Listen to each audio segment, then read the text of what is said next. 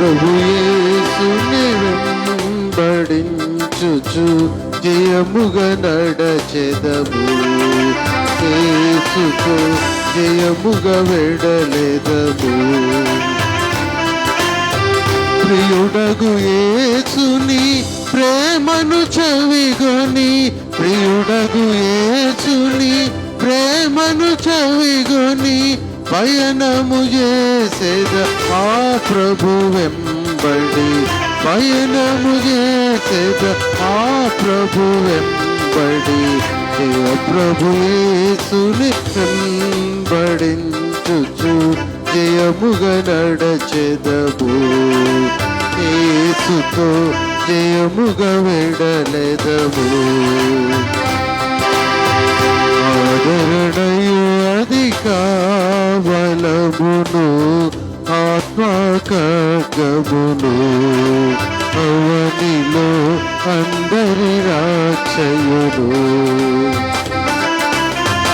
ఆదచంబవు ఆయన వాక్యమే, ఆదచంబవు ఆయన వాక్యమే అనిశము మనకిల మార్గము చూపగా, అనిశము మనకిల మార్గము చూపగా. జయ ప్రభు యేసుని వెంబడించుచు జయముగా నడచెదము.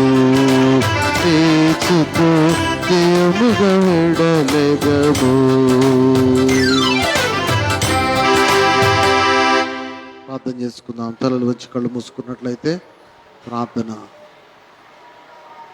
మహాపరిశుద్ధుడా, ప్రేమ నమ్మకమైన మా ప్రియ పరలోకపు తండ్రి,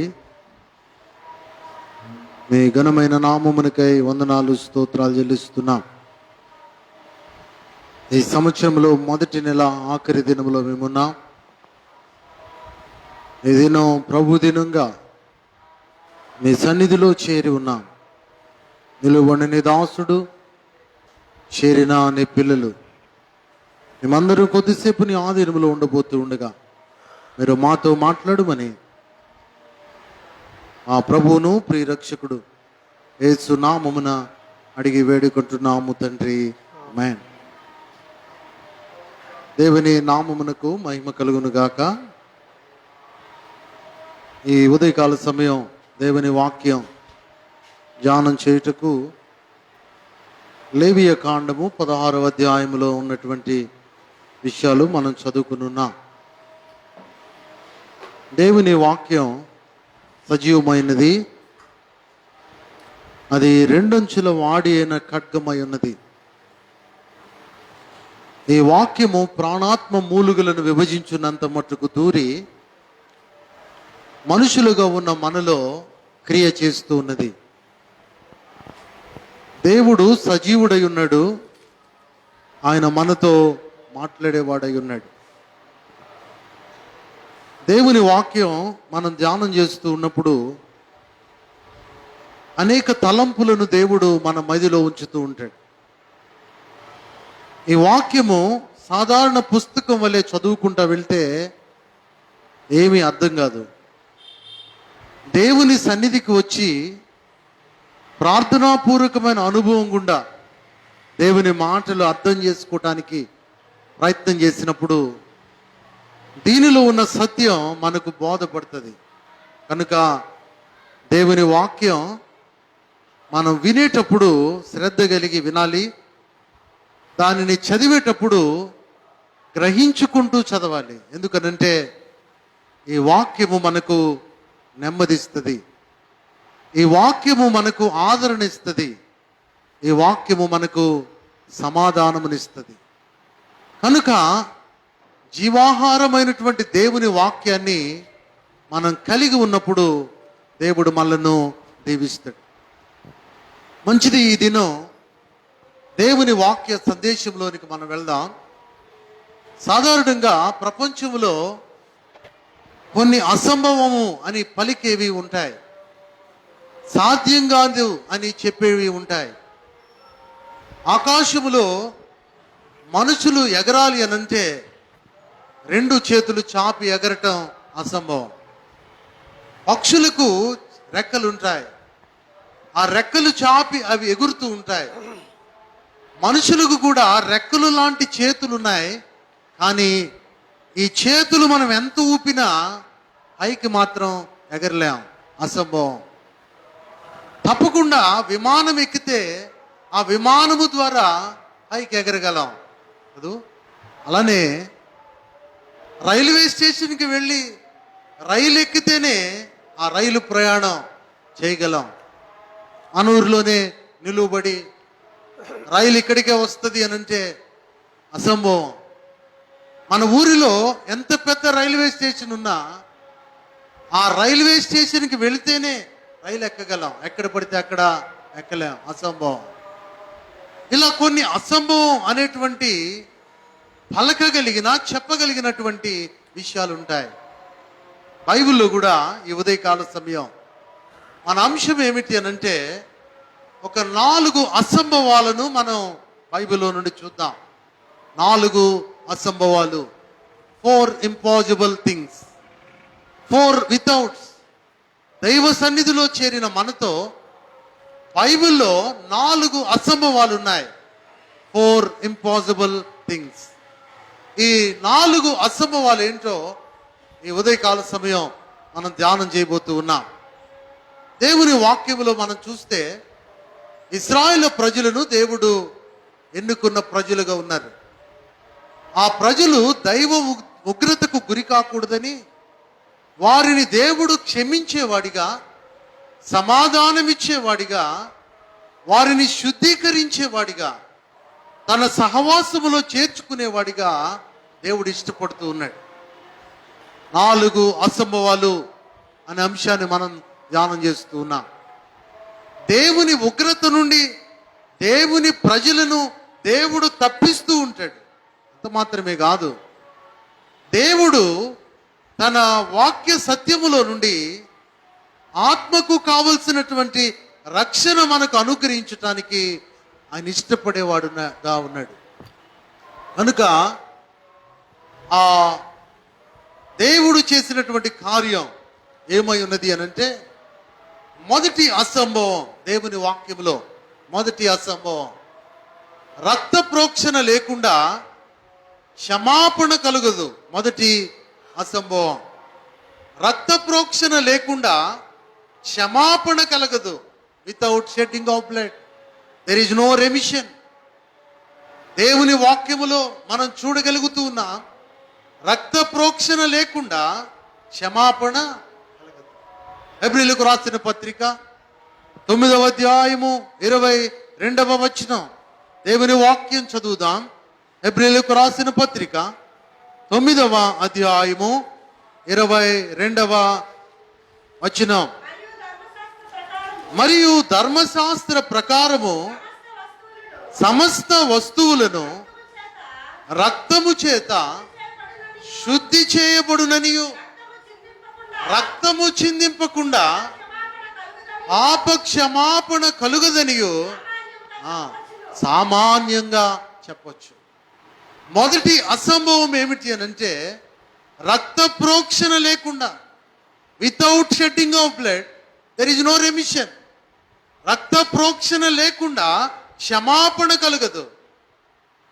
పాత నిబంధనలో పాత నిబంధన ఏమై ఉన్నది అని అంటే, మనుషులు పాపం క్షమించబడాలి అని అంటే ఒక నిరపరాధమైనటువంటి ఒక జీవి చనిపోవాలి, ఒక పశువు చనిపోవాలి. ఆ పశువు చనిపోయిన తరువాత ఆ పశు రక్తమును బట్టి మానవుల పాపములు క్షమించబడతాయి అన్న ఉద్దేశం దేవుడు ఆనాడు కలుగజేశాడు. దేవుని వాక్యములో మనం చూస్తే లేవియ కాండం 16వ అధ్యాయం, ఈ మాటలు మనం దేవుని వాక్యములో నుండి చూడాలి. చూడండి, లేవియ కాండము 16వ అధ్యాయము, లేవియ కాండము 16వ అధ్యాయము.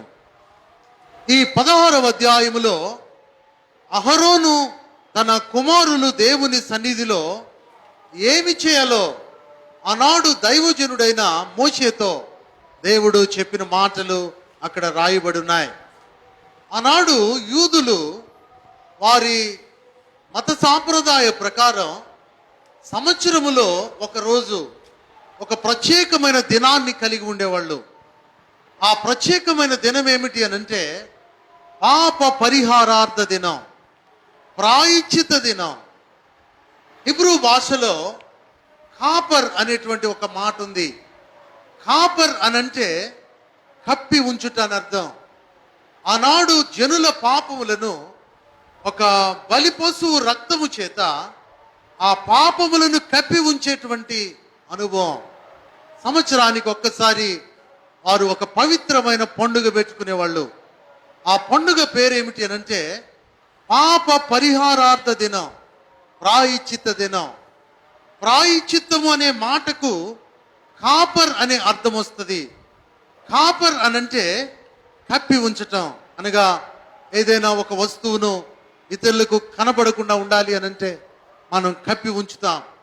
ఆ రీతిగా ఆనాడు జనుల పాపములను కప్పి ఉంచటానికి ఒక నిర్దోషమైన బలి పశువును వధించేవాళ్ళు. ఆ క్రమం అంతా జరిగించటానికి లేవి, అహరోను కుటుంబాలను దేవుడు యాజకులుగా ఎన్నిక చేశాడు. ఆ యాజకుడు సంవత్సరానికి ఒక్కసారి ఏం చేసేవాడు అనంటే 16వ అధ్యాయం 4వ వచనములో ప్రతిష్ఠితమైన చొక్కాయి తొడుక్కుని, తన మానమునకు సన్ననారు నాగులు తొడుక్కుని, సన్ననార దట్టి కట్టుకుని, సన్ననార పాగా పెట్టుకొనవలెను. అవి ప్రతిష్ఠిత వస్త్రములు గనుక అతడు నీళ్లతో దేహము కడుగుకొని వాటిని వేసుకొనవలెను. మరియు ఇతడు ఇశ్రాయేలుల సమాజము నొద్ద నుండి పాప పరిహారార్థ బలిగా 2 మేక పిల్లలను, దహన బలిగా 1 పొట్టేలును తీసుకొని రావలెను.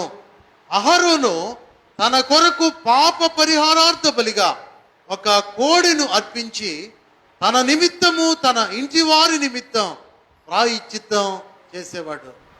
ఆనాడు ప్రత్యక్ష గుడారములో ఆవరణం ఉండేది. ఆవరణము తరుపతి పరిశుద్ధ స్థలం ఉండేది.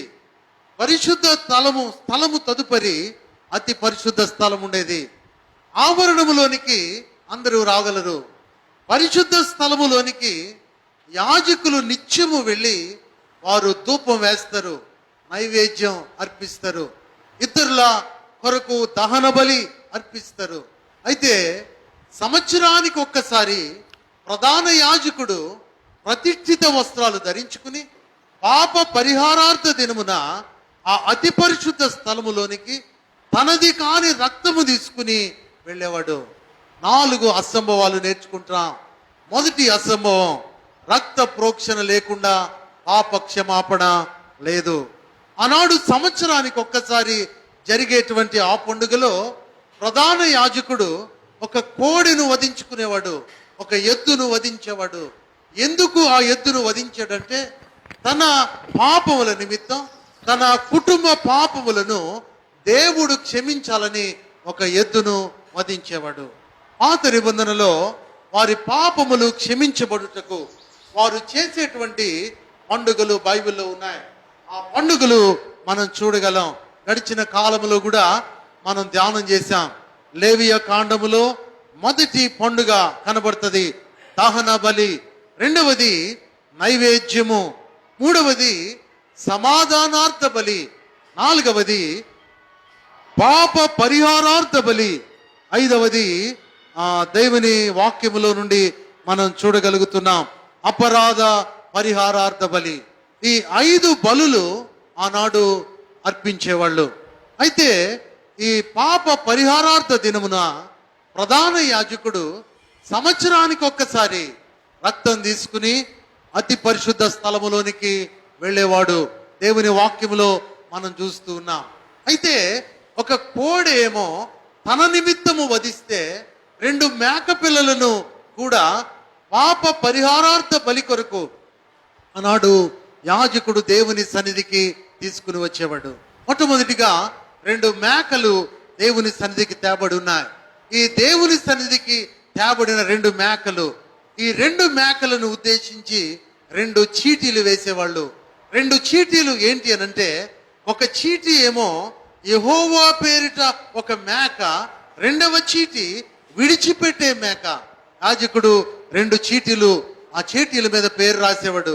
ఒక చీటీ ఏమో యెహోవా పేరిట ఒక మేక, రెండవది విడిచిపెట్టే మేక. మొదటిది యెహోవా పేరిట మేక, రెండవది విడిచిపెట్టే మేక. ఆ యెహోవా పేరిట రాయబడినటువంటి ఆ చీటీ పడిన మేకను ఏం చేసేవాళ్ళంటే దానిని వధించి దాని రక్తమును అనేకుల పాపముల కొరకు, క్షమాపణ కొరకు ఆ అతి పరిశుద్ధ స్థలమునకు యాజకుడు తీసుకుని వచ్చేటట్లుగా దేవుని వాక్యములో మనం చూడగలం. రెండవ మేక విడిచిపెట్టే మేక. చూడండి, దేవుని వాక్యములో ఇందాక మనం చదువుకున్నాం. లేవీకాండం 16వ అధ్యాయము 21వ వచనం. అప్పుడు అహరోను సజీవమైన ఆ మేక తల మీద తన 2 చేతులు ఉంచి ఇశ్రాయేలుల పాపములన్నీ అనగా వారి దోషములన్నీ, వారి అతిక్రమములన్నీ దాని మీద ఒప్పుకొని ఆ మేక తల మీద వాటిని మోపి తగిన మనుషుని చేత అరణ్యములోనికి దాన్ని పంపవలెను. ఆ మేక వారి దోషములన్నిటినీ ఎడారి దేశమునకు భరించి పోవును. ఇక్కడ 2 మేకలు చూస్తున్నాం. ఒక మేకేమో అది యెహోవా పేరిట ఆ ఏర్పాటు చేయబడిన మేకగా మనం చూస్తూ ఉన్నాం. 18వ వచనములో అతడు యెహోవా సన్నిధినున్న బలిపీఠమునొద్దకు పోయి దానికి ప్రాయశ్చిత్తము చేయవలెను. అతడు ఆ కోడె రక్తములో కొంచెమును ఆ మేక రక్తములో కొంచెము తీసుకుని బలిపీఠము కొమ్ముల మీద చమిరి 7 మారులు తన వ్రేలితో ఆ రక్తములో కొంచెం దాని మీద ప్రోక్షించి దాన్ని పవిత్రపరిచి ఇశ్రాయేలుల అపవిత్రతను పోగొట్టి దానిని పరిశుద్ధ పరచవలెను. ప్రాయశ్చిత్తం అనగానే కాపర్, మనుషుల పాపములను ఆ బలి పశువుల రక్తము చేత ఆనాడు ప్రధాన యాజకుడు కప్పి ఉంచేవాడు. సంవత్సరానికి ఒక ప్రత్యేకమైన పండుగ. ఆ పండుగ పేరేంటంటే పాప పరిహారార్థ దినం. పాప పరిహార దినం, ప్రాయశ్చిత దినం. దేవుని వాక్యానుసారముగా రక్తము చిందించకుండా పాప క్షమాపణ లేదు, అసంభవం. దేవుని వాక్యములో రాయబడింది, విమానము లేకుండా వేరొక దేశములో మనం గాలిలో చక్కర్లు కొట్టుకుని వెళ్ళటం అసంభవం. అలానే దైవ క్షమాపణ ఎలా వస్తుంది అనంటే రక్తము లేకుండా దైవ క్షమాపణ లేదు. దేవుని వాక్యములో చూడగలం. దేవుని వాక్యములో ఈ 2 మేకలు దేనికి సాదృశ్యంగా ఉన్నాయి అనంటే క్రీస్తు నెరవేర్చిన పాప పరిహారాన్ని, క్షమాపణను, సమాధానపరచడాన్ని, శుద్ధీకరించడాన్ని తెలియజేస్తున్నట్లుగా దేవుని వాక్యములో మనం చూస్తూ ఉన్నాం. మొదలైన మేక ఆయన ప్రత్యామ్నామయ త్యాగ సహిత మరణాన్ని తెలియజేస్తుంది. విడిచిపెట్టే మేక, విడిచిపెట్టని మేక అది దేనిని సూచిస్తుంది అనంటే పశ్చాత్తాపపడిన వారందరి పాపాన్ని, నేరాన్ని క్రీస్తు బలియాగం తీసివేయటాన్ని, జాతి పాపాలను భరించి విడిచిపెట్టేటువంటి మేకకు సాదృశ్యంగా కనబడుతుంది. పశ్చాత్తాపపడిన వారి జీవితాలకు విడిచిపెట్టిన మేక సాదృశ్యంగా కనపడుతుంది. 103వ కీర్తన 12వ వచనంలో ఒక మాట మనం చూద్దాం. 103వ కీర్తన 12వ వచనం. పడబడికి తూర్పు ఎంత దూరమో ఆయన మన అతిక్రమములను మనకు అంత దూరపరిచి ఉన్నాడు. దేవుని వాక్యములో పడమటికి తూర్పు ఎంత దూరమో దేవుడు మన పాపములను అంత దూరపరిచి ఉన్నాడు. అందుకనే ఆ విడిచిపెట్టిన మేక పశ్చాత్తాపపడినటువంటి, విడుదల పొందినటువంటి జీవితాలకు, పాప జీవితం అనగా దేవునికి ఇష్టమైన జీవితానికి సాదృశ్యంగా ఉంది అని మనం జ్ఞాపకం చేసుకుంటూ ఉన్నాం. ఈ లేవియ కాండములో ఆ విడిచిపెట్టబడిన మేకకు పెట్టబడిన పేరు ఫుట్ నోట్లో రాయబడింది, అజాజేలు అనే మాట రాయబడింది. ఇది విడిచిపెట్టబడిన మేకగా మనం చూస్తూ ఉన్నాం. హెబ్రీయులకు రాసిన పత్రిక 9వ అధ్యాయము 22వ వచనం. హెబ్రీయులకు రాసిన పత్రిక 9వ అధ్యాయము 22వ వచనం. మరియు ధర్మశాస్త్ర ప్రకారము సమస్త వస్తువులను రక్తము చేత శుద్ధి చేయబడుననియు రక్తము చిందింపబడకుండా పాప క్షమాపణ కలుగుదనియు సామాన్యంగా చెప్పొచ్చు. ఇప్పుడు పాప క్షమాపణ కలగాలి అనంటే పాత నిబంధన క్రమములో చేసిన దహన బలిని బట్టి కాదు, నైవేద్యమును బట్టి కాదు, సమాధానార్థమైన బలిని బట్టి కాదు, పాప పరిహారార్థ బలిని బట్టి కాదు, అపరాధ పరిహారార్థ బలిని బట్టి కాదు. మరి ఎలా అంటే ఆ సిలువలో ఆ బలి పశువైన యేసు రక్తము ద్వారా మన పాపములకు దేవుడు క్షమాపణ ఇచ్చేవాడు. ఆ రక్తము ద్వారానే దేవుడు మనను శుద్ధి చేసేవాడు. పాపమునకు గ్రీకు భాషలో 4 పదాలు ఉన్నాయి. పాపమునకు గ్రీకు భాషలో 4 పదాలు ఉన్నాయి. ఒకటి హమర్తియా. హమర్తియా అనంటే అతిక్రమము, దేవునికి వ్యతిరేకంగా బ్రతకటం. రెండవది అపిస్టియా అనగా అవిశ్వాసం, అవిశ్వాసము అపనమ్మకత్వం. మూడవది అడికియా. అడికియా అనంటే చెడ్డ కార్యం, దుష్టత్వం, అన్యాయం. అనోమియా అనేటువంటి ఒక మాట ఉంది. ఈ అనోమియా అనంటే శాసన ఉల్లంఘన అనగా దేవుని వాక్యానికి వ్యతిరేకంగా బతకటం. పాపం అంటే దుష్టత్వం, దైవ వ్యతిరేకంగా బ్రతకటం, అవిశ్వాసముగా ఉండటం, అపనమ్మకంగా ఉండటం, ఇవన్నీ కూడా పాపమే. ఇతరులకు వ్యతిరేకంగా ఉండటం, దేవుని కార్యములకు వ్యతిరేకంగా బ్రతకటం, ఇతరులను ప్రేమించకపోవటం, దేవునికి లోబడకపోవటం, అవిశ్వాసముతో ఉండటం, ఇవన్నీ కూడా పాపం. దేవుడు ఆ పాపము నుండి క్షమించటానికి జంతు బలులను బట్టి మానవులకు క్షమాపణ కలుగుదని తన అద్వితీయ కుమారుడైన యేసుక్రీస్తుని ఆయన బలి పశువుగా లోకానికి పంపించాడు. అందుకనే బాప్తిసమిచ్చి యోహాను యేసుక్రీస్తును చూపెడుతూ తన వేలుతో ఇలా నుంటాడు, పాయింట్అవుట్ చేస్తూ, ఇదిగో లోక పాపమును మోసుకొని పోవు దేవుని గొర్రె పిల్ల. నిజంగా యేసు ప్రభువారు మన పాపములను పరిహరించేవాడు. అందుకని 4 అసంభవాలు ధ్యానం చేస్తున్నాం. మొదటి అసంభవం ఏమిటి అనంటే, ఇది దేవుని వాక్యములో రక్త ప్రోక్షణ లేకుండా చెప్పండి పాప క్షమాపణ లేదు. లేవియ కాండములోనే ఈ మాట ఉంది, రక్తము మానవులుగా ఉన్న మనకు ప్రాణాధారం. రక్త ప్రసరణ శరీరములో ప్రవహిస్తేనే మనిషి బ్రతుకుతాడు. అందుకని దేవుడు మనిషి ఆ శరీరములో ఉన్న ప్రాణమును బట్టి కాదు కానీ యేసు రక్తము చేత కడగబడినప్పుడు, క్షమాపణ పొందినప్పుడు నిత్య జీవం పొందాలని ఆయన రక్తం మనలో ప్రవహింపజేసి ఆయన మనలను బ్రతికిస్తూ ఉన్నాడు. దావీదు పాపములో పడిపోయాడు, తెలియని పాపములో పడిపోయాడు, తెలియని పాపములో పడిపోయాడు. అనుకునే రీతిగా పాపము తన ముందు తారసపడింది. పాపం చేసినప్పుడు హెచ్చరిక చేయబడ్డాడు. హెచ్చరిక చేయబడినప్పుడు దావీదు అంటాడు, నేను పాపములో ఎలా పుట్టాను అనేది నాకు అర్థమైంది. 51వ కీర్తనలో దావీదు 5వ వచనములో ఈ మాట చెప్తూ ఉన్నాడు. 51వ కీర్తన 5వ వచనం, 51వ కీర్తన 5వ వచనం, నేను పాపములో పుట్టిన వాడను, పాపములోనే నా తల్లి నన్ను గర్భమున ధరించెను. ఇక్కడ కూర్చున్న మనం అందరం కూడా దావీదు వలె నేను పాపములో పుట్టిన వాడను. ప్రతి వ్యక్తి కూడా ఈ మాటను అంగీకరించవలసిన వాళ్ళమే. ఎందుకనంటే రక్త ప్రోక్షణ లేకుండా పాప క్షమాపణ లేదు. ఆనాడు ఆది దంపతులు ఆదాము అవ్వలు చేసిన పాప ఫలితముగా పాపము ప్రతి వ్యక్తిలో కూడా సంప్రాప్తమైంది. ఒక మాట మనం చదువుతున్నాం, దావీదు అంటాడు కదా, ఇప్పుడు పాపములో పుట్టాను. పాపము అనంటే హమర్తియా, అడికియా, అపిస్టియా, అనోమియా, ఈ 4 రకములైన పాపములలో మనుషులు ఉన్నారు.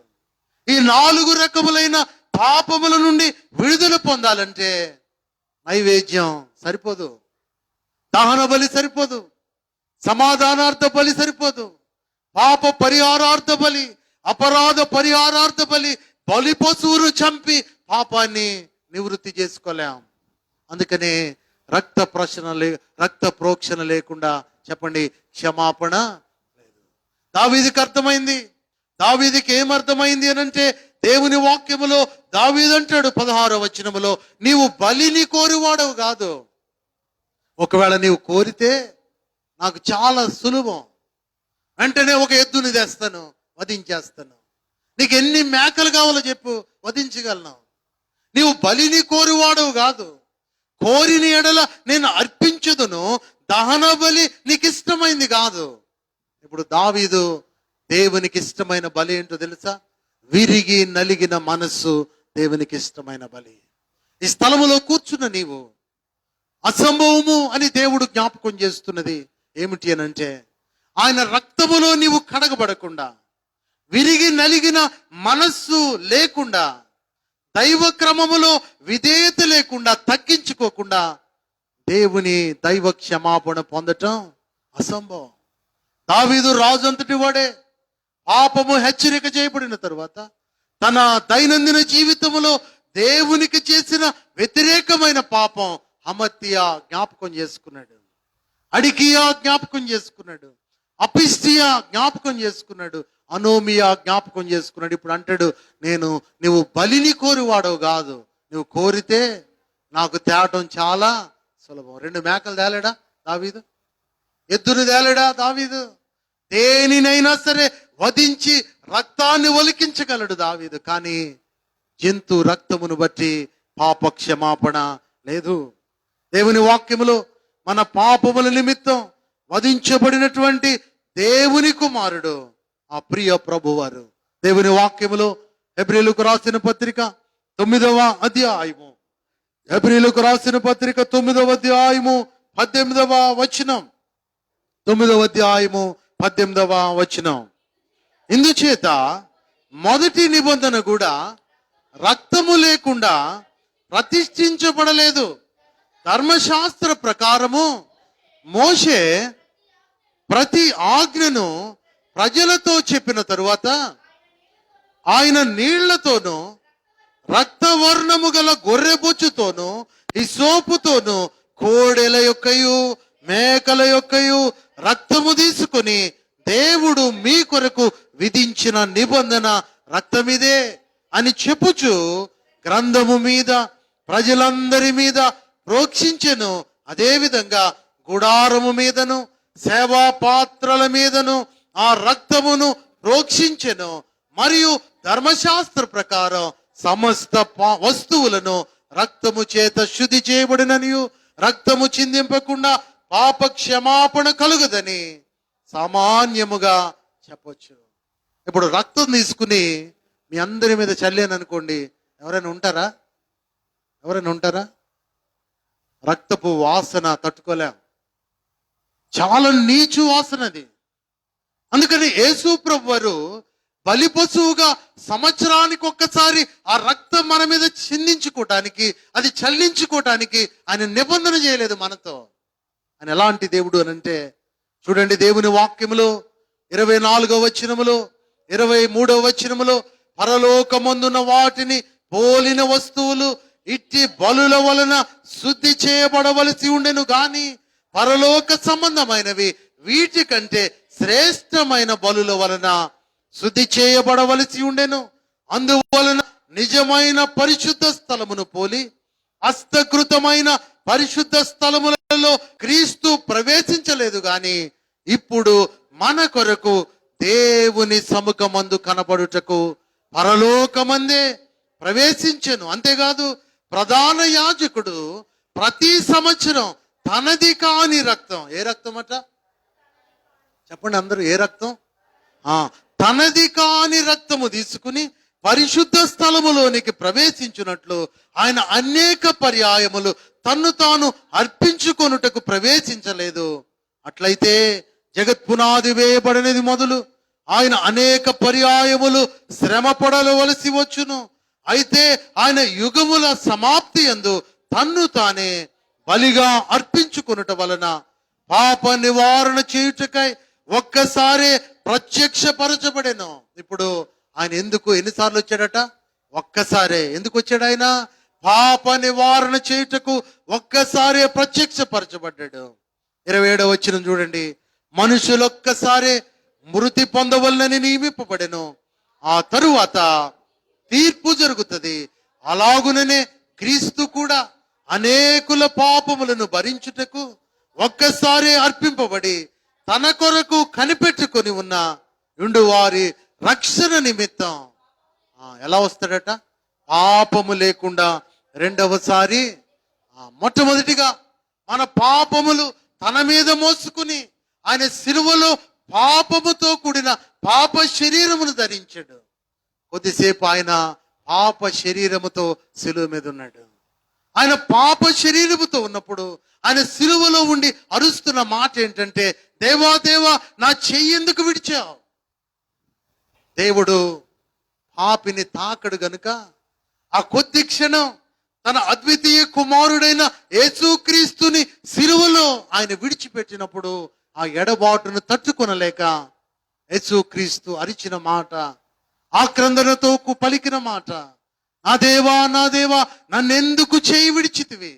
అదు ఆయన తండ్రి చేయి విడిచిపెట్టబడి ఆయన రక్షణ నిమిత్తం, కనిపెట్టు వారి నిమిత్తం, పాపము లేకుండా ఆయన రెండవసారి ప్రత్యక్షం అవుతున్నాడు. అయితే పాత నిబంధనలో ప్రధాన యాజకుడు ప్రతి సంవత్సరం తనది కాని రక్తం తీసుకుని అతి పరిశుద్ధ స్థలములోనికి వెళ్తున్నాడు. అయితే యేసు ప్రభువారు తన సొంత శరీరం మనందరి కొరకు అర్పించి ఆ యవన శరీరములో నుండి కార్చిన ఆ విలువైన యేసు రక్తం ప్రతి పాపమును పవిత్రపరుస్తుంది. దేవుని వాక్యములో మనం చూస్తూ ఉన్నాం ప్రధాన యాజకులు ఎలా ఏర్పాటు చేయబడ్డారు. దేవుని వాక్యములో నుండి చూడండి. దేవుని వాక్యములో నుండి ప్రధాన యాజకులు ఎలా దేవుని చేత ఏర్పాటు చేయబడ్డారు అనే మాట మనం చూద్దాం. హెబ్రీయులకు రాసిన పత్రిక 4వ అధ్యాయము, హెబ్రీయులకు రాసిన పత్రిక 5వ అధ్యాయము 1వ వచనం.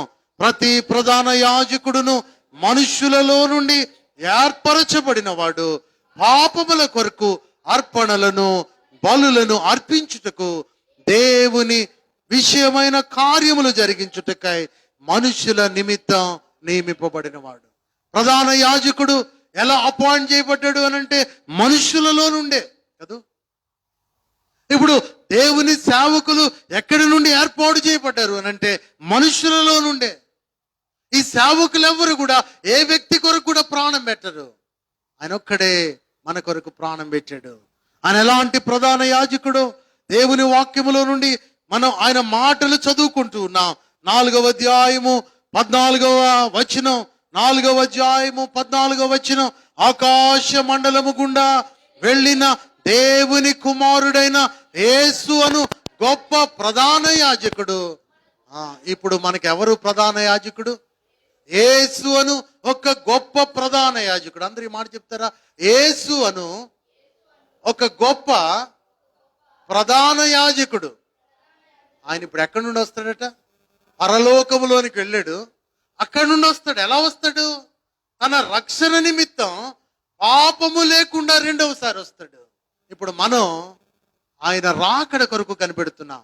ఆయన ఎప్పుడు వస్తాడో తెలియదు. దావీదు ఇలా చెప్పాడు, నేను నా తల్లి గర్భములో పాపములో పుట్టాను, పాపములో పెరిగాను. నీవు బలిని కోరువాడవు కాదు. నీవు బలి కోరితే నేను చాలా సులభంగా నీకు బలి ఇవ్వగలను, రక్తం చిందించగలను. కానీ ప్రధాన యాజకుడు ఆయన యేసు, ఆయన తిరిగి రాబోతూ ఉన్నాడు. దేవుని వాక్యములో మనం చూస్తూ ఉన్నాం. దేవుని మాటలు మరొక చోట రాయబడి ఉన్నాయి. 3వ హెబ్రీయులకు రాసిన పత్రిక 3వ అధ్యాయము 1వ వచనం. 3వ అధ్యాయం 1వ వచనం.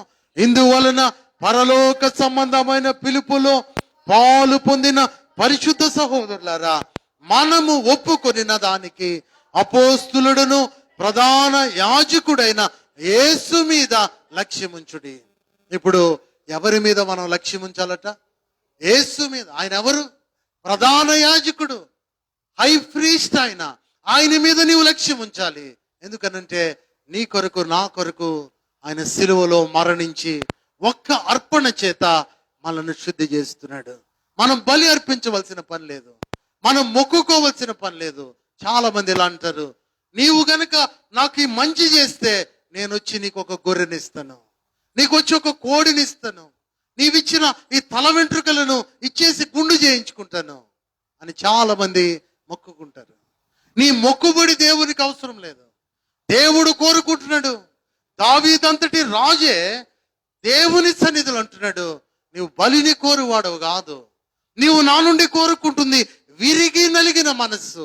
ఎలా వస్తుంది అనంటే ఆయన రక్తములో కడుగబడుటను బట్టి, ఆయన రక్తములో శుద్ధి చేయుటను బట్టి. దేవుని వాక్యములో హెబ్రీయులకు రాసిన పత్రిక 8వ అధ్యాయము 1వ వచనములో దేవుని వాక్యం చూస్తున్నాం. హెబ్రీయులకు రాసిన పత్రిక 8వ అధ్యాయం 1వ వచనం, మేము వివరించుచున్న సంగతులలోని సారాంశమేమదనగా మనకు అట్టి ప్రధాన యాజకుడు ఒకడున్నాడు, అట్టి ఆయన పరిశుద్ధాలయమునకు అనగా మనుష్యుడు కాక ప్రభువే స్థాపించిన నిజమైన గుడారమునకు పరిచారకుడై ఉండి పరలోకమందు మహామహుని సింహాసనమునకు కుడి పార్శ్వమున ఆసీనుడై ఉన్నాడు. మన ప్రధాన యాజకుడు ఎక్కడున్నాడంటే మందిరములో పుల్పిట్ మీద కాదు, ఆయన తండ్రి కుడి పార్శ్వమున ఆసీనుడై ఉన్నాడు. ఇప్పుడు రక్తము లేకుండా ఏం లేదు చెప్పండి, పాప క్షమాపణ లేదు. 4 అసంభవాలు, 4 ఇంపాసిబుల్ థింగ్స్. మొదటిది ఏమిటి అనంటే without shedding of blood there is no remission. రక్త ప్రోక్షణ లేకుండా పాప క్షమాపణ లేదు. మనకు ప్రధాన యాజకుడు యేసు ఉన్నాడు. ఆయన మీద మనం లక్ష్యం ఉంచాలి. ఆయన తండ్రి కుడి పార్శ్వమున ఆసీనుడై ఉన్నాడు. ఆయన పాపము లేకుండా తన రక్షణ నిమిత్తం కనిపెట్టు వారి కొరకు ఆయన తిరిగి వస్తూ ఉన్నాడు. నువ్వు దైవ క్షమాపణ పొంది ఉన్నావా? దేవుని వాక్యములో ఆనాడు లేవియ కాండములో దేవుని వాక్యం చూడగలిగితే చూడండి, దేవుని మాటలు లేవియ కాండములోనికి ఒక్కసారి రండి. లేవియ కాండములో ఒక మాట, దేవుని మాట మనం చదువుకుందాం. లేవియ కాండము 4వ అధ్యాయము, లేవియ కాండము 4వ అధ్యాయము 20వ వచనం. అతడు పాప పరిహారార్థ బలియగు కోడెను చేసినట్లు దీని చేయవలెను, అట్లే దీని చేయవలెను. యాజకుడు వారి నిమిత్తము ప్రాయశ్చిత్తము చేయగా. ప్రాయశ్చిత్తం అంటే నేను ముందుగా చెప్పా, కాపర్ అనంటే కప్పి ఉంచటం. ఆనాడు ప్రధాన యాజకులు దేవుని ప్రజలైన వారి పాపమును కేవలము కప్పి ఉంచేవాళ్ళు. సంపూర్ణ క్షమాపణ లేదు. దేవుని వాక్యంలో చూడండి, 4వ అధ్యాయము 20వ వచనంలో క్షమాపణ అనే మాట కనపడుతుంది. ఇంకా మీకు కొన్ని మాటలు చూస్తాను, మీరు బైబిల్లో అండర్లైన్ చేయండి. 31వ వచనంలో కూడా ఇంటికి వెళ్ళిన తర్వాత చదవండి. అట్లు యాజకుడు అతని నిమిత్తం ప్రాయశ్చిత్తము చేయగా అతనికి క్షమాపణ కలుగును. ప్రాయశ్చిత్తం అనగానే సంపూర్ణ క్షమాపణ కాదది, కేవలము కప్పి ఉంచటమే. తదుపరి చూడండి 35వ వచనములో కూడా అతని నిమిత్తము ప్రాయశ్చిత్తము చేయగా అతనికి క్షమాపణ కలుగును. ప్రాయశ్చిత్తం అని అనగానే అది కాపర్, అది కేవలం కప్పి ఉంచటం. తదుపరి 5వ అధ్యాయములో కూడా 10వ వచనములో క్షమాపణ కింద కనబడుతుంది. 13వ వచనములో కూడా క్షమాపణ, 15వ వచనములో క్షమాపణ. ఆనాడు వారు పొందిన క్షమాపణ 18వ వచనంలో కనపడుతుంది. 5వ అధ్యాయము 18వ వచనం. 6వ అధ్యాయము 7వ వచనములో క్షమాపణ కనపడుతుంది. యాజకుడు ఏం చేశాడట? ప్రాయశ్చిత్తం. కానీ మన ప్రధాన యాజకుడైతే తన శరీరమునే మన కొరకు బలి అర్పించాడు. తన్ను తాను బలిగా అర్పించుకొనుట వలన ఏమైందంటే పాప నివారణ కలిగింది. ఏం కలిగింది చెప్పండి? పాప నివారణ కలిగింది. ఆయన ఎన్నిసార్లు అర్పించుకున్నాడు? ఒక్కసారే. ఆనాడు మనుషులలో నుండి ఏర్పాటు చేయబడిన ప్రధాన యాజకుడు ఒక నిలువు అంగి వేసుకునేవాడు, ప్రతిష్ఠిత వస్త్రాలు ధరించుకునేవాడు, ఆ దినం ప్రత్యేకంగా ఉండేవాడు. తరువాత తను పాపములో ఉండేవాడు, ప్రజలు పాపములో ఉండేవాళ్ళు. వారి పాపముల ప్రాయశ్చిత్తం కొరకు ఏదో బలి పశువును అర్పించి క్షమాపణ పొందాం అని అనుకునేవాళ్ళు. దేవుని వాక్యములో పాపము లేనివాడు మన ప్రధాన యాజకుడు. పాపము లేనివాడు మన ప్రధాన యాజకుడు. హెబ్రీయులకు రాసిన పత్రిక 4వ అధ్యాయము 15వ వచనం, ముగింపులోనికి వెళ్దాం. హెబ్రీయులకు రాసిన పత్రిక 4వ అధ్యాయము 15వ వచనం. మన ప్రధాన యాజకుడు మన బలహీనతల యందు మనతో సహానుభవము లేనివాడు కాడు గాని సమస్త విషయములలో మన వలె శోధింపబడినను ఆయన పాపము లేనివాడిగా ఉండెను. ఆయన మన ప్రధాన యాజకుడైన యేసు ఎలాంటి వాడంటే పాపము లేనివాడు. ఆనాడు జనుల కొరకు బలి అర్పించే ప్రధాన యాజకుడు, మనుషులలో నుండి ఏర్పరచబడిన ప్రధాన యాజకుడు పాపములో పుట్టినవాడు. కానీ యేసు పరిశుద్ధుడు. ఆయన స్త్రీ సంతానములో పుట్టినవాడు. ఆయన తల్లి గర్భములో పుట్టినప్పుడు ఆయన పరిశుద్ధాత్మ చేత పుట్టినవాడు. ఆయన పరిశుద్ధుడు, పాపము లేకుండా సంక్రమించినవాడు. మనమందరము పురుష సంతానం, యేసు ప్రభు ఒక్కడే స్త్రీ సంతానం. ఆయన గొప్ప ప్రధాన యాజకుడు గనుక ఆయన మీద మనం లక్ష్యం ఉంచాలి. ఆయనకున్నటువంటి మొదటి సహజమైన శ్రేష్టమైన లక్షణం పాపము లేనివాడు. నెంబర్ 1. రెండవది చూడండి, హెబ్రీయులకు రాసిన పత్రిక 5వ అధ్యాయము 2వ వచనం. తాను కూడా బలహీనత చేత ఆవరింపబడి ఉన్నందున అతడు ఏమీయు తెలియని వారి ఎడలను, త్రోవ తప్పిన వారి ఎడలను తాలిమి చూపగలవాడు. రెండవది, ఆయన ఏమి తెలియని వారికి, త్రోవ తప్పిన వారికి త్రోవలో నడిపించే ప్రధాన యాజకుడు. ఇప్పుడు ఎవరి మీద లక్ష్యం ఉంచుదాం? పాపము లేని మన యేసు అనే ప్రధాన యాజకుని మీద లక్ష్యం ఉంచుదాం. రెండవది, ఏమి తెలియని మనకు, త్రోవ తప్పిన మనలను త్రోవలో నడిపించే యేసు మీద లక్ష్యం ఉంచుదాం. నీ గురి ఎవరి మీద ఉంది? ఆయన నిన్ను కోరుతున్నది ఏంటి అని అంటే, దేవుని సహవాసములో నువ్వు యేసు మీద లక్ష్యం ఉంచు. ఆయన నిన్ను నడిపించే ప్రధాన యాజకుడు. ఆయన తిరిగి వచ్చే సమయానికి నీవు ఆయన్ని కలుసుకోవాలి అనంటే ఆయన అడుగు జాడలలో నీవు నడవాలి.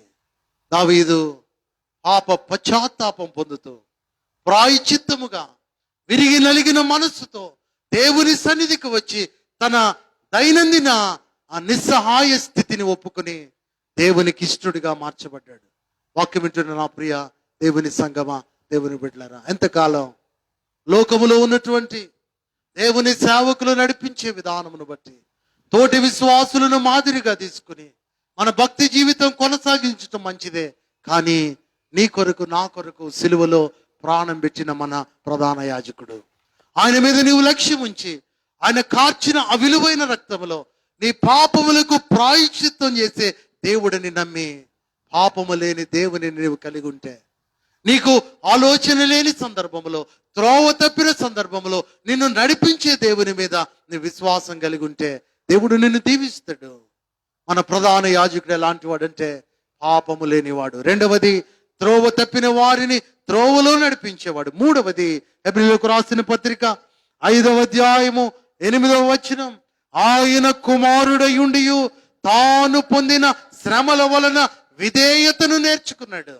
విధేయతకు అర్థం చెప్పిన ప్రధాన యాజకుడు, విధేయతకు అర్థం చెప్పిన ప్రధాన యాజకుడు. ఆయన దేవుని కుమారుడై ఉండి, ఎవరి కుమారుడైనా ఈ సన్ ఆఫ్ గాడ్, దేవుని కుమారుడై ఉండి కూడా తాను పొందిన శ్రమల చేత విధేయత నేర్చుకున్నాడు. మనం కూడా అన్ని సందర్భాలలో మనం ఒకటే కోరుకుంటాం, ఎప్పుడు కూడా సంతోషంగా ఉండాలి, ఎప్పుడు ఆనందంగా ఉండాలి, ఎప్పుడు సుఖంగా ఉండాలి. కానీ యేసు ప్రభు వారు తాను విడిచిపెట్టకూడని భాగ్యమని ఎంచలేదు. ఆ భాగ్యము విడిచిపెట్టకూడదని ఎంచలేదు కనుక ఆయన దాసుడిగా పుట్టాడు. ఆయన రిక్తుడిగా మార్చబడ్డాడు. ఆ రిక్తునిగా మార్చబడి ఆయన విధేయత నేర్చుకున్నాడు. మనం ఏ స్థితిలో ఉన్నా మన ప్రధాన యాజకుడైన యేసు మీద మనం లక్ష్యం ఉంచి ముందుకు సాగితే విధేయత కలిగి ఉంటాం, తగ్గింపు గుణం కలిగి ఉంటాం, సేవా గుణం కలిగి ఉంటాం, సహనము కలిగి ఉంటాం, ఓర్పు కలిగి ఉంటాం, అర్థం చేసుకునే పరిస్థితి గుండా వెళ్తాం.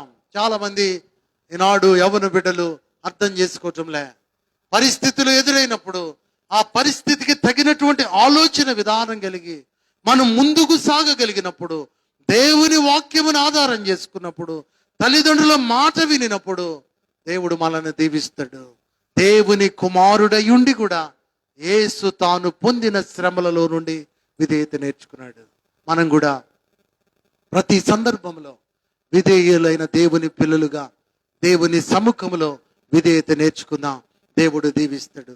ఆఖరిగా మన ప్రధాన యాజకుడు మనకు ఎలా ఉన్నాడు అనంటే, చూడండి, హెబ్రీయులకు రాసిన పత్రిక 5వ అధ్యాయము 10వ వచనం. హెబ్రీయులకు రాసిన పత్రిక 5వ అధ్యాయము 10వ వచనం. మరియు ఆయన సంపూర్ణ సిద్ధి పొందిన వాడై మెల్కీసెదెకు యొక్క క్రమములో చేరిన ప్రధాన యాజకుడని దేవుని చేత పిలువబడి తనకు విధేయులైన వారికి అందరికీ నిత్య రక్షణకు కారకుడాయను. నిత్య రక్షణకు కారకుడాయన. రక్షణ 3 రకాలుగా ఉంది. మొట్టమొదటిది ఇనీషియల్ స్టేజ్ ఆఫ్ సాల్వేషన్, తొలి దశ రక్షణ. యేసు ప్రభు అని నీ నోటితో ఒప్పుకొని ఆయన మృతులలో నుండి లేచినని నీ హృదయములో నీవు విశ్వసిస్తే నీవు రక్షణ పొందుతావు. That is the initial stage of salvation. రెండవది దేవుని వాక్యములో ఇంత గొప్ప రక్షణ, గ్రేట్ సాల్వేషన్, ఇంత గొప్ప రక్షణ నీవు నిర్లక్ష్యం చేస్తే ఎలా తప్పించుకుంటావు? మూడవది ఆయన ఇచ్చేటువంటి eternal salvation. That is the great eternal salvation, అనగా నిత్య రక్షణ. ఈ నిత్య రక్షణకు కారకుడు ఎవరు అంటే ఆ ప్రియ ప్రభువారు. ఆ రక్షణ నీవు పొందాలని 2021 సంవత్సరాల క్రితం ఆ ప్రియ ప్రభువారు నీ కొరకు ప్రాణం పెట్టి ఆయన బలి పశువుగా మన కొరకు రక్తముగా వచ్చి ఆయన మనకు విధేయత నేర్పించాడు. ఆయన నిత్య రక్షణ మనకు అనుగ్రహిస్తున్నాడు. అయితే ఆ రక్షణ అనుగ్రహించిన దేవుని మీద మనం లక్ష్యం ఉంచాలి. అందుకనే 4 ఇంపాసిబుల్ థింగ్స్, 4 అసంభవాలలో ఈ దినం కేవలం ఒక్కటే మనం ధ్యానం చేసాం. ఇంకా రిమైనింగ్ 3 ఉన్నాయి. ప్రభు చిత్తం అయితే వచ్చే వారం ఆ 3 ఏంటో అసంభవాలు బైబిల్లో నుండి మనం ధ్యానం చేద్దాం. ఈ వారం నీవు నేను గుర్తుపెట్టుకోవాల్సింది మొదటి అసంభవం ఏమిటి అని అంటే, రక్త ప్రోక్షణ లేకుండా, చెప్పండి, రక్త ప్రోక్షణ లేకుండా ఏం లేదట, పాప క్షమాపణ లేదు. యేసు రక్తం మనలను నీతిమంతులుగా తీరుస్తుంది, మొదటిది. రెండవది, యేసు రక్తం సాతాను దుష్ట శక్తుల నుండి విడుదలిస్తుంది. యేసు రక్తం మన మనస్సాక్షిని ప్రక్షాళన చేస్తుంది. యేసు రక్తం దేవుని కుమారులుగా మార్చబడుటకు సహాయపడుతుంది. కాబట్టి ఆ యేసు రక్తం దేవుని సముఖములో చేరి ప్రభువుని ఎల్లవేళలా ఆరాధించగలిగిన అనుభవిస్తుంది. మనం అంటాం కదా, నేను ఫలానా వ్యక్తి రక్త సంబంధినండి అని. కాదు, మనము ఎవరి రక్త సంబంధికులం అంటే దేవుడు మన కొరకు ప్రాణం పెట్టిన ఆ ప్రియ ప్రభు యొక్క రక్త సంబంధులం. భూమి మీద మనం చెప్పుకుంటాం, మేము ఫలానా వంశము వారి రక్త సంబంధికులం. మనం ఎవరి రక్త సంబంధికులం అంటే దేవుని పిల్లలం. ఆయనే మన తండ్రి, మనము ఆయన కొడుకులం, ఆయన పిల్లలం. కనుక ఆయన రక్తములో నీవు కడగబడాలి అంటే ఈ ఉదయకాల సమయం దేవుడు జ్ఞాపకం చేస్తూ హెబ్రీయులకు రాసిన పత్రిక 3వ అధ్యాయము 1వ వచనం మనం అందరం చదువుదాం. హెబ్రీయులకు రాసిన పత్రిక 3వ అధ్యాయము 1వ వచనం.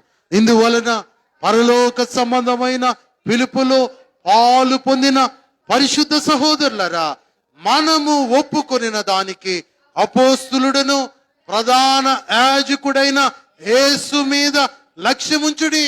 అందరూ ఈ మాట చెప్తారా? ప్రధాన యాజకుడైన యేసు మీద లక్ష్యముంచుడి. మళ్ళీ ఒకసారి చెప్పండి, ప్రధాన యాజకుడైన యేసు మీద లక్ష్యముంచుడి. ఎందుకు మన లక్ష్యం ఆయన మీద? ఆయన పాపము లేనివాడు కదూ. రెండవది, త్రోవ తప్పిన స్థితిలో ఉన్న మనలను త్రోవలో నడిపించాడు. మూడవది, విధేయతకు అర్థం చెప్పాడు. నాలుగవది, నిత్య రక్షణ మనకు ఇస్తున్నాడు. తలలు వంచుదాం, ప్రార్థన చేసుకుందాం. దేవుడు పాపము లేనివాడు. ఆనాడు ప్రధాన యాజకుడైతే మనుషులలో నుండి ఎన్నిక చేయబడ్డాడు. మన ప్రధాన యాజకుడు భూమి మీద మన పాపములను తుడిచివేయటకు తండ్రి అయిన దేవుడు తన కుమారుడైన యేసుక్రీస్తుని పరిశుద్ధాత్మ చేత తల్లి మరియ గర్భములో రూపించాడు. ఆయన పరిశుద్ధుడు, పాపము లేనివాడు. ఆయన తిరిగి వస్తాడు. ఎందుకో తెలుసా? పాపము లేకుండా వస్తున్నాడు. పాపము లేకుండా పాప క్షమాపణ పొందిన మనలను, ఆయన ఇచ్చిన రక్షణ కొరకు కనిపెట్టుకుంటున్న మనలను తీసుకుని వెళ్ళటానికి వస్తాడు. ఆయన వచ్చే సమయానికి నువ్వు సిద్ధంగా ఉన్నావా? వస్తానని చెప్పిన మాట తప్పడు.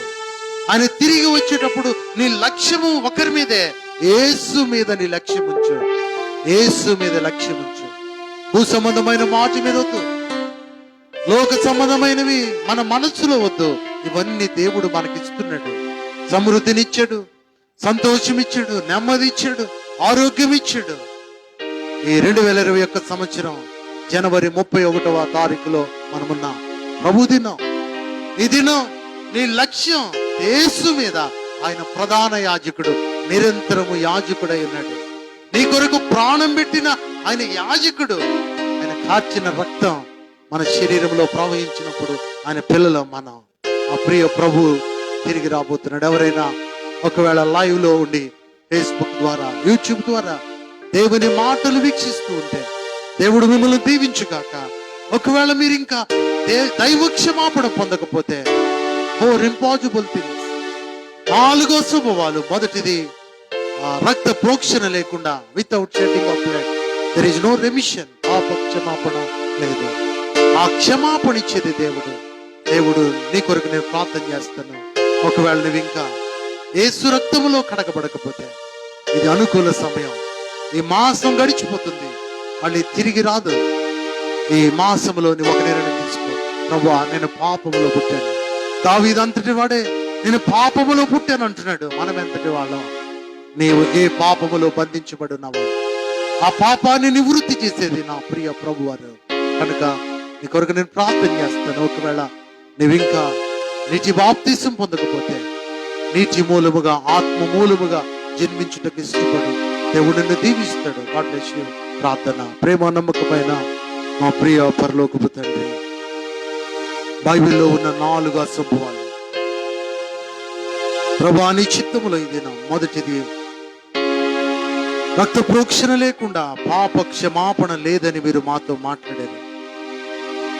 పాత నిబంధనలో రక్తము ద్వారానే ఆయన ప్రాయశ్చిత్తం జరిగింది.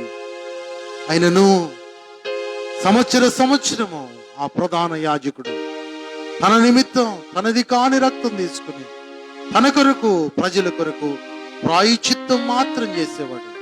కానీ నీవు అపరాధార్థ పరిహారార్థ బలిపశువుగా శిలువలో ఒక్కసారి ఆయన నిన్ను నీవు అర్పించుకుని ఆ శిలువలో కార్చిన రక్తము ద్వారా అందరి పాపములకు క్షమాపణ దయచేశావు. తిరిగి నీవు వస్తూ ఉన్నా పాపము లేకుండా రెండవసారి ప్రత్యక్షమవుతున్నప్పుడు ప్రభువా, మీ మీద మేము లక్ష్యముంచి నిన్ను కలుసుకున్నట్లుగా సహాయం చేయండి. చేరిన బిడ్డలను ఆశీర్వదించండి. ఎవరైతే ఇంకా నీ రక్తములో కడగబడలేదో, నీ రక్త సంబంధిగా మార్చబడలేదో, ఈ దినం వారి జీవితంలో అనుకూల సమయంగా మార్చండి. ఫేస్బుక్, యూట్యూబ్ ద్వారా నీ మాటలు విన్న వారిని కూడా దర్శించి ఆ మాటలు వారి జీవితంలో ప్రయోజనకరముగా మార్చుమని ఆ ప్రభువును రక్షకుడు యేసు నామమున అడిగి వేడుకుంటున్నాము తండ్రి. ఆమేన్. May God bless you.